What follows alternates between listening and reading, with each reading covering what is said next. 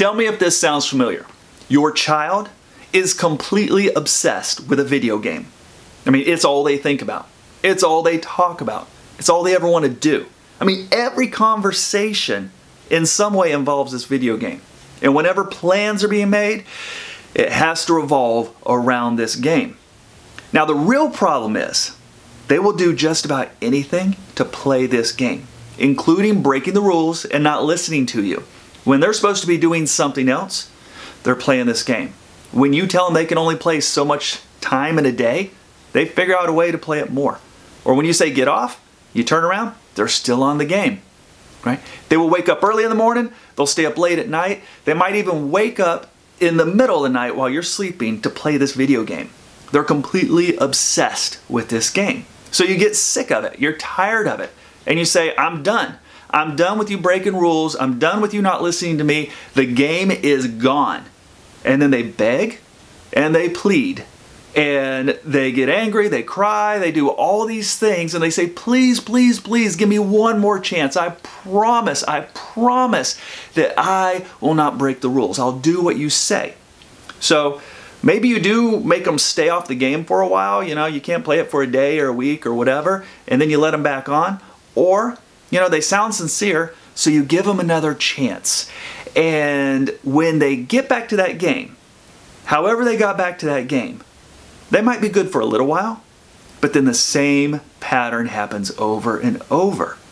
And see, I have parents ask me, okay, why don't they learn? Why don't they change their behavior when they have the threat of taking something away, or we actually take it away?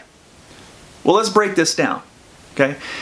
In those interactions, is your child really learning anything? And I'm going to suggest they're not learning much. See, consequences alone aren't a very good teacher. And when you make deals with them, you know, when you give them one more chance, what have they really learned? Okay? They haven't learned how to manage their time. They haven't learned how to make better choices. They haven't learned how to transition. Basically, they've learned how to manipulate you to get back on that game by promising good behavior, by promising to follow through.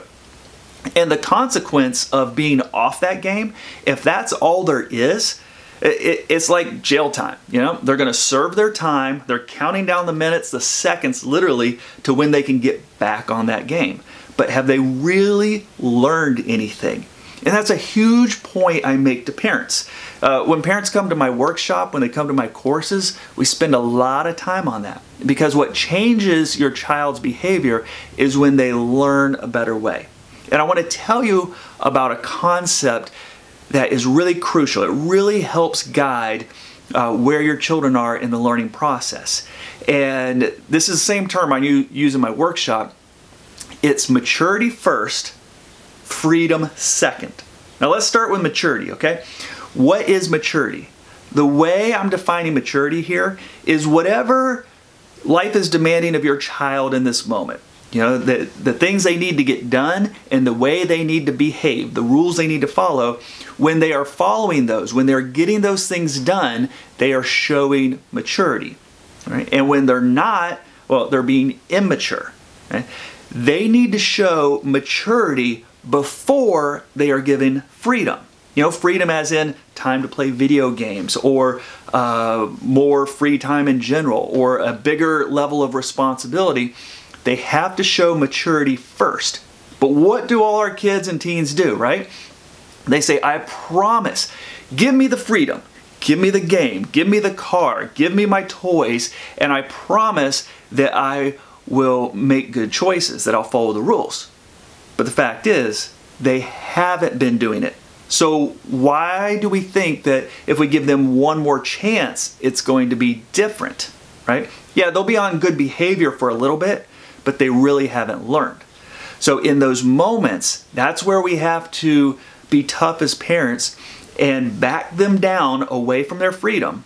And it's basically like, I hear you, I know you say you're going to follow the rules, but you haven't been following the rules. You haven't even been taking care of the other things. If you're not doing your homework, if you're not helping out around the house, if you're not being nice to people, why do I think that you can handle this extra video game time or this extra level of freedom? They need to show maturity at that lower level. And then when they do, then we need to make sure that we do give them a chance. We do let them play the game. We do give them more unsupervised time or whatever it is and see how they do. And when they stumble, we don't get mad about it. We don't tear them down. We just say, hey, clearly you're not where you need to be. You don't have the level of maturity to manage this freedom, so we're going to back it down. You know, you're only going to get to play that game for an hour a day while we're in the room, you know, doing something else. Whatever it is, they need to show that maturity at an earlier age. When you get it mixed up, when they get freedom before they show maturity, never works. It's always a bad deal.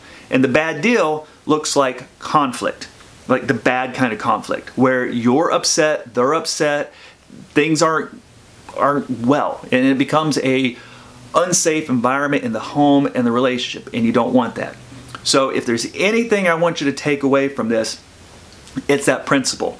You know, look at your children's behavior. If they're not showing maturity where they are, then they're not ready for that next level of freedom, no matter how much they beg, no matter how much they plead, even the puppy dog tears or the anger or whatever it is, they're not ready for it. They've got to show the maturity first, and then they get more freedom. I'm telling you, that principle is really going to help you out. It's really going to help your kids learn, and it's going to help you better know how to guide them, how to teach them.